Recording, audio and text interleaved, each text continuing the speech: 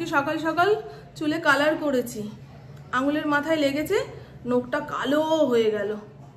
এখন nail polish পরতে হবে। নখ কালো হয়ে গেলে সারা শরীরে সাজে গোজে কোনো চোখ যায় না, ওই নখের দিকেই চোখ যাবে আর বলবে বাবা বউটা কি পিচাস। কিন্তু না গো, নখটা পুরো কালো হয়ে গেছে, কাটতেও ইচ্ছা করছে না, মোটে নখ বাড়ে না। ভেবেছি নখটা বাড়াবো, তাই এখন নেল পলিশ খুঁজতে আসলাম। খুব একটা কেনা হয় না তো, কি আছে না আছে জানিও না।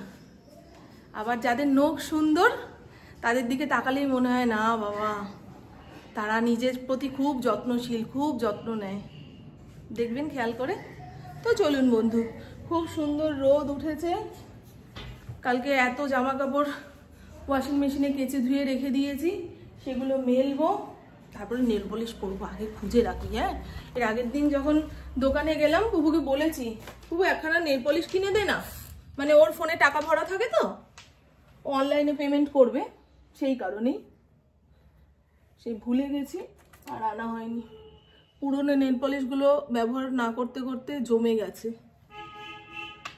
কেনা হয় কিন্তু না ব্যবহার হতে হতে জিনিস। নেল পলিশ আগে পরতাম, খুব শখ ছিল, সবাই মিলে একসঙ্গে এক জায়গায় বসে একখানা নেল পলিশ নিতাম, মানে এক ইয়েতে শেষ। কম দামেরও ছিল নেল পলিশগুলো, দিনের দিন শেষ হয়ে গেলে মায়া লাগতো না। কিন্তু এখন নেল পলিশের দাম 50 টাকার ওপরে, বুঝেছো? আগে 5 টাকারও নেল পলিশ পাওয়া যেত। আগে নেল পলিশটা পরে নি, তারপরে সংসারের কাজকর্ম করব। আমার নিচের ঘরের খাট ঘোরানো হয়ে গেছে শুক্রবার দিন, সেই কারণে কোনো ভিডিও করতে পারিনি। খাটের নিচ থেকে যে কত ধুলো লোম বেরিয়েছে, সেই সমস্ত পরিষ্কার করতে গিয়ে হাঁচি কাশি শুরু হয়ে গেল। আমার তো ডাস্ট অ্যালার্জি রয়েছে, তারপরে মুখ ভর্তি দানা। বাবারে, সে এক দিন গেছে বড়। ইন্দ্র সাহায্য করেছে, কিন্তু সে আর কতটুকু করতে পারে। ইন্দ্র যেহেতু সংসারের কাজ করতে অভ্যস্ত নয়, ওর কাজ দেখে আমার রাগ উঠছে। এই তুমি সরো তো, তুমি আরো বিগড়ে দিচ্ছ, এই তুমি সরো তো, তুমি বিগড়ে দিচ্ছ। বুঝছেন? অনেক বাড়ির পুরুষ মানুষরা দেখবেন ঘরের কাজ বাইরের কাজ কি সুন্দর করে করে। আমাদের ইন্দ্রর অভ্যাস নেই, গ্যাস ওভেনটাও জ্বালাতে পারে না, এইরকম। প্রেসার কুকার খুলতে পারে না। ফড়িংয়ের ভাতটা যে বানিয়ে রেখে যাব, প্রেসার কুকারের ঢাকনা খুলতে গেলে 4 বার ফোন করবে, এই কোন দিকে ঘোরালে খুলবে গো। এরকম করলে হয় বলুন তো? 3 জনের সংসার, একজন না থাকলে যে আরেকজন সামাল দেবে। মামন ছাড়া ঘর অচল। যেহেতু বিয়ের পরে কোনোদিন কোথাও এক রাত্রির এদের ছেড়ে থাকিনি, এরা বুঝতে পারে না আমার মূল্যটা। একদিন ছেড়ে থাকলেই বুঝে যাবে মামনের জায়গাটা ঠিক কত উঁচুতে। বোঝে কিন্তু মূল্য দেয় না, ভাবে কি মামনের অহংকার বেড়ে যাবে এই সমস্ত জেনে গেলে। কি করব বলুন তো, গোপালের জন্মদিনে যাব তো, মানে সবাই নিরামিষ ভোজি, এদিকে আমিও নিরামিষ খাচ্ছি, কিন্তু কারোর বাড়িতে মাছ ভাজা হলে সেই গন্ধ নাকে আসলে ভালোই লাগে, মাংস কষানোর গন্ধ সামনের বাড়িতে ইয়ে হলে ভালোই লাগে। কিন্তু যেখানে যাব তারা তো সবাই নিরামিষ ভোজি গো, গলায় মালা। হঠাৎ করে আমাকে নিমন্ত্রণ করলো কেন কি জানি। আসলে ওদের বাড়িটা ইন্দ্র বানিয়েছে, সেই কারণেই। বৈষ্ণবদের মাঝখানে পাপি পাপি মনে হয় নিজেকে। সে যাই হোক, চলুন। মাছ খাওয়া বৈষ্ণবও আছে, আমার শাশুড়ি মা, আমার ঠাকুমা, এরা মাছ খাওয়া বৈষ্ণব। মাছ খাবে, এছাড়া মাংস পেঁয়াজ রসুন এইগুলো ছোবে না, বুঝেছো? আর এরা হচ্ছে সেই বৃন্দাবনের দীক্ষিত, পুরো নিরামিষ, সাত্ত্বিক ভোজন যাকে বলে। পেঁয়াজ রসুন এগুলোও থাকবে না, মাছ মাংস তো অতীব দূরে। আমি খালি ভাবি, এই যেই মেয়েটার গোপালের জন্মদিন, তার বয়স ওই ধরুন 22-23 বছর হবে, এখন থেকে সবকিছু ছেড়ে দিয়ে বসে রয়েছে। হ্যাঁ, জীবনটা কত বড়। আমি খালি ভাবি ওদের লোভ লাগে না? এই জায়গাটাকে যে মানে চাপা দিতে পারবে, সেই জীবনে অনেক কিছু করতে পারবে। খাওয়া বলুন, এই যে কথা বলুন, একদম খুব সংযম করে রাখতে পারবে, সে অনেক বড় জায়গার মানুষ। যখন তখন বাজে কথা বেরিয়ে যাচ্ছে, যখন তখন আলতু ফালতু খেয়ে ফেলছি, ওই আমার দোপায়া বাচ্চা যদি এটা করতো মেরে অর্ধেক করে দিতাম। দেখেছেন তো, জুতো ছাড়া মোটে হাঁটতে পারি না গো। এখনো তো শীত যায়নি। হ্যাঁ মা,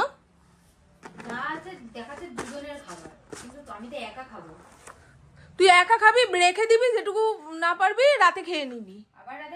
হ্যাঁ হ্যাঁ হ্যাঁ নি। কালকেই যেমন হস্তিনাপুরের বাড়িতে কচুরি, আলুর দম আর ফিশ ফ্রাই করেছিল। ফিশ ফ্রাইটা মানে ভেজে তোলার আগে আমার দেওর গল্প করছে, মাছের ছালটাকে আমি ছাড়িয়েছি, তারপরে হালকা করে কেটেছি, লবণ হলুদ তারপরে যা যা মাখায় সেগুলো মাখিয়ে রেখেছি। আমার না কি কষ্ট হচ্ছে। হ্যাঁ, মাছটার ছাল ছাড়িয়ে ফেললি, মাছটাকে ওইভাবে চিকন করে কাটলি, আবার তার মধ্যে মানে পেঁয়াজ রসুনের পেস্ট লাগিয়ে তেলের মধ্যে চালি, এই যে মানে অতিরিক্ত ভেবে ফেলছি। আমার মেয়ে বলছে তুমি ওভার থিঙ্ক করছো মা। সেদিনকে আমাদের এখান দিয়ে মরা নিয়ে যাচ্ছে, তা খই ছেটাচ্ছে। বিশ্বাস করুন বন্ধু, আমি এখন খই দেখলে খালি ওটার কথা মনে পড়ছে যে খই তো একদম শেষ যাত্রায় লাগে, খই খাবো না, এইরকম ভাবছি। জানি না কেন আমার এটা হচ্ছে। এই সরস্বতী পুজোর সময় খই, চিরা, মুরগি এনেছে, সমস্ত খই ইন্দ্রকে দিয়েছি। ইন্দ্র বলে তুমি খাবে না? আমি না, আমার খইটা দেখতেই ইচ্ছা করছে না। খই যতক্ষণ ঘরে থাকবে ততক্ষণ আমার ওই শেষ যাত্রার কথা মনে পড়ছে। এইরকম করলে তো হবে না, এটা তো একটা মানে মানসিক অশান্তি, তাই না? চলুন, আমার কথা কি আপনারা বুঝতে পারছেন নাকি? কি বোঝাতে চাইছি? আগে জামা কাপড়গুলো মেলে নি। পাশের বাড়ির দাদু বারবার জানলা দিয়ে আমার দিকে তাকাচ্ছে, ভাবছে কি রে বাবা, ক্যামেরাটা এরকম মুন্ডুর ওপরে তুলে কখন থেকে বকর বকর করেই যাচ্ছে, কি হচ্ছে ঘটনাটা সবাই তো জানে না। আমার ফড়িংয়ের খুব লোম উঠছে, জামা কাপড় সব কিছুর মধ্যে লোম আর লোম। যেটা দিয়ে মুখ মুছবো সেটার মধ্যেও লাদা লাদা লোম। অ্যালার্জির ওষুধ খাওয়াতে হবে। অবশ্য ওদের এই টাইমে একটু লোম উঠবে, সেটা ঝরে যাক, তারপরে নয় ওষুধ খাওয়াবো। দেখেছেন কতগুলো জামা এই গরমকালে পড়ে গেল। এখান থেকে যেটুকু হাওয়া দেবে তাতেই আধা ঘন্টা 1 ঘন্টার মধ্যে ওয়াশিং মেশিনের জামা কাপড় শুকিয়ে যাবে, কোনো ব্যাপারই না। তাহলে এই সমস্ত টেনে টুনে কি আর ছাদে নিয়ে যেতে ইচ্ছা করে? ছাদের 3টে দড়ি ছিল, তার মধ্যে 2টো ছিঁড়ে পড়ে গেছে। রোদ বৃষ্টি জলে থাকতে থাকতে নরম হয়ে গেছে না, ওই বড় বড় চাদর কাচলে তখন নিয়ে যাই। আমার পুকুর খাওয়ার অর্ডার হয়ে গেছে। 3 টাকা তো ফেরত নিয়েই আসবে, কোনো টাকা দেব না। বলবো বাড়ির মালকিন বলেছে 3 টাকা ফেরত দিতে। হ্যাঁ মালকিন খেয়ে সাজতে গেছে এখন, নালে মালকিন কি বাড়ি খাবে না, রে খেতে বসতে পারে না মালকিন না সেজে বুঝে। দেখুন আমি আমার থেকে দিলাম। ঠিক আছে রে বাবা, নে না, তোর টাকা আমার টাকা কি আলাদা হলো? বাবা না বলিস না মা, দেখেছেন বন্ধু, ওর টাকা আমার টাকা নাকি এখন আলাদা। লোকটা ফোন করলে তুই কোথায় যাচ্ছিস এখন? স্নান করতে যাচ্ছি। আর এই তো বন্ধু, গোপালের জন্মদিনে যাওয়ার জন্য রেডি হয়ে নিয়েছি। নীল রঙের কুর্তি, কৃষ্ণ ঠাকুর খুব ভালোবাসে জানিস, কৃষ্ণ ঠাকুরের গায়ের রঙই তো নীল। পুপুও ভিডিও বানাবে বলে রেডি হয়ে নিয়েছে, আমি শাড়িটা পরিয়ে দিলাম। আর মাকে ফোন করেছিলাম যে মা জানো এরকম গোপালের জন্মদিনে নিমন্ত্রণ করেছে, ওখানে সবাই মানে নিরামিষ বৈষ্ণব, তা কি নিয়ে যাব? এখন তো মিষ্টি সবার বাড়িতে খাওয়া দাওয়া হয় না, ঠাকুরকে প্রসাদ দিয়ে সেটা তো মানুষই খাবে, সেটা তো ফেলা যাবে না, তাই মিষ্টিটা নিলাম না। আবার আমার দীক্ষা শিক্ষা কিছুই হয়নি, অনেক বৈষ্ণব আমাদের হাতে খায় না, সেই জন্য মা বললো ফুল নিয়ে যাবি ঠাকুরের গলায় দেওয়ার জন্য, আর ঠাকুরের সামনে ওই দক্ষিণা বাবদ কিছু দিয়ে দিবি, সেটাই ভেবেছি। তাহলে ওই টাকাটা দিয়ে পরে গোপালকে কিছু কিনে খাওয়াতে পারবে। তো চলুন বন্ধু, ইন্দ্রকে ফোন করেছিলাম, বাবা সে তখন তার বন্ধুদের সঙ্গে ব্যস্ত। তুমি চলে যাও, তুমি চলে যাও। গেলাম, ফড়িংয়ের ভাত রেডি করে রেখেছি, 1:30 বাজলে পুপু খেতে দিয়ে দেবে, পুপুর ওপরে দায়িত্ব। আমি বেরোই। হ্যাঁ। ভালো লাগছে বন্ধু আমাকে? হ্যাঁ, আর ফুলের দোকান কি খোলা পাবো তাও জানি না গো। মালা আনতে গেলে অতটা হেঁটে ঘুরে তারপরে যেতে হবে। এমনি আমি জানি না কোথায় এই ক্লাবটা, একটা ক্লাবের মাঠে হচ্ছে অনুষ্ঠান, কিন্তু নিয়ে গেলে কত সুবিধা হতো বলে তো। হ্যাঁ, দরজাটা দিয়ে জানলা দিয়ে ওকে ঘরের ভেতরে নে, নাহলে চেঁচিয়ে মাথা খারাপ করে দেবে। এই যে আমাদের ক্রিকেটার বেরিয়ে গেছে, বলের আওয়াজ পেয়ে ফরিঙ্গার ঘরে থাকতে চায়। আজ সানডে, জমিয়ে খেলা হচ্ছে। গাল ঠাল পুড়ে যাচ্ছে, বাড়ি যেতে অনেকটা হেঁটে আসতে হয় এই ফুল নিতে গেলে। তাও ফুলের দোকান খোলা কিনা জানি না, এখান থেকে তো খাওয়ার পাচ্ছি না। এ মা, বন্ধ তো গো ফুলের দোকান, এই মরেছে। কি হবে? এই যে এই বাজারের সামনে যে বড় ফুলের দোকানটা, এটা বন্ধ। এখন কি আমি এই মালা খুঁজবো খালি? আচ্ছা, ভারতভূমি ক্লাবটা এইটা না? এইটা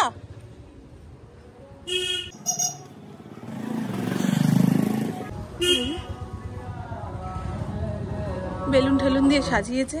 কোথায় ঠাকুরের জন্মদিন, এদিকে রান্না বান্না হচ্ছে। চলুন। স্টেজ দরকার ছিল না। দরকার ছিল না? স্টেজ দরকার কি, তো এমনি স্টেজ আছে। হ্যাঁ, দারুণ দারুণ হয়েছে দাদা। বলছে ঘাস বোর্ড লাগাতে, এগুলো ঘাস বোর্ড হয় না।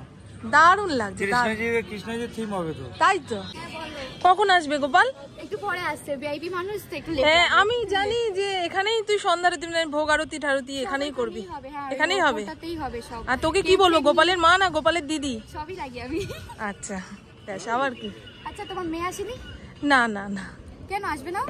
না, ও আসবে না। আর কাকুর তো রিইউনিয়ন আছে স্কুলে, ওখানে গেছে, আমি এসেছি। আচ্ছা ঠিক আছে। সব একে একে লোকজন আসছে। তোর গোপালের কি 1 বছর হলো নাকি? 1 বছর হচ্ছে। গোপালের 1 বছর হলো। ঠিক আছে, পরে একটু পরে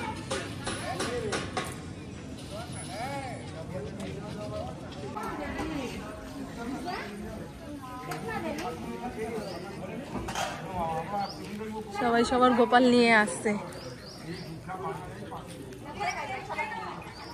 আমি এখানে একা একা বসেছিলাম, ওনারা গল্প করছে, তাই ওনাদের কাছে এসে বসলাম যে আমিও শুনি আপনারা কি গল্প করছেন। ওই তো সব একে একে আসছে। এই গোপাল কোলে করে সর্ব জায়গায় নিয়ে যাওয়ার জন্য একটা আলাদা ভক্তি লাগে। এই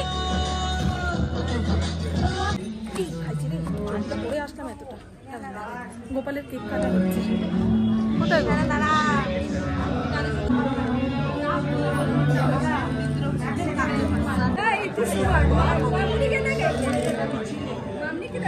सब गई बाहर, पता नहीं कहाँ गई, हमको बोल। আর একটু ক্লোজ হয়ে খাওয়া, দেখতে পাচ্ছি না ভাই। হ্যাঁ, একদম একদম ফার্স্ট ক্লাস। যারা হয়ে গেছে।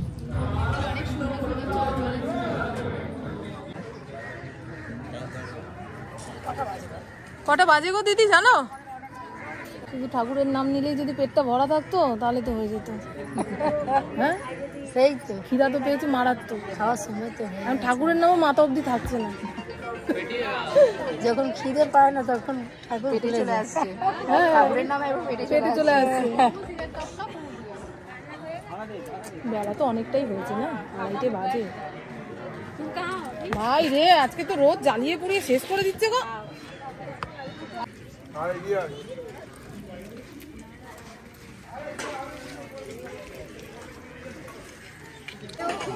এখন ফটো তোলা চলছে, আমাদের খাওয়া হয়ে গেছে। চলো, এই আসলাম। হ্যাঁ,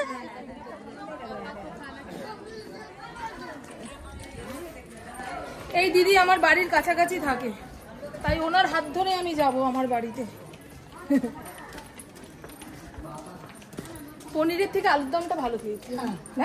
আলুর দমটা ভালো। হ্যাঁ, আমি 10 নম্বরে আরো ভালো লাগছে। ওনাকে এখনো খাওয়া দাওয়া করেনি, দেখেছেন? আমি ভাবছি মেয়ে খেয়ে দিয়ে শুয়ে পড়েছে, আস্তে আস্তে তালা খুলে ঘরে ঢুকলাম। সুন্দর লাগছে, পুরো টিচার। ভালো লাগছে মা, খাই বুঝলেন? যা খেয়ে নে, খেয়ে নে।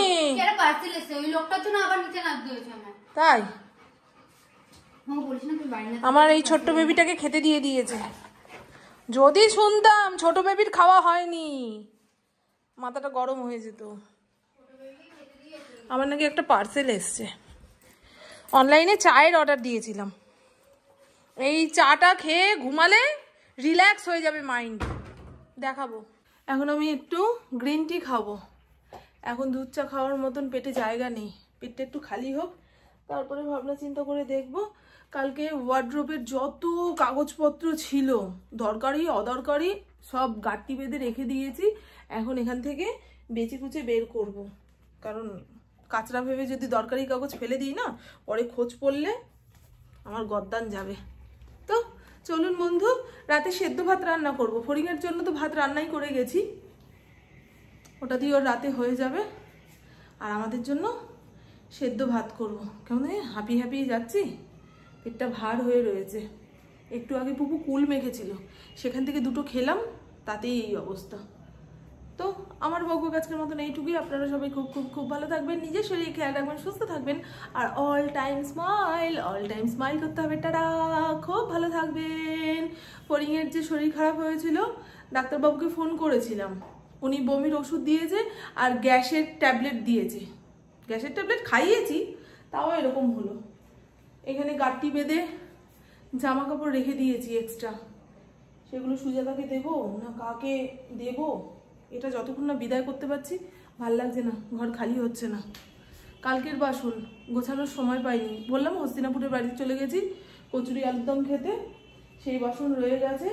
আজকের বাসন ছোট গামলাতে রয়েছে, এখন সব পরিষ্কার পরিচ্ছন্ন করব তারপরে। টাটা বন্ধু, খুব ভালো থাকবেন।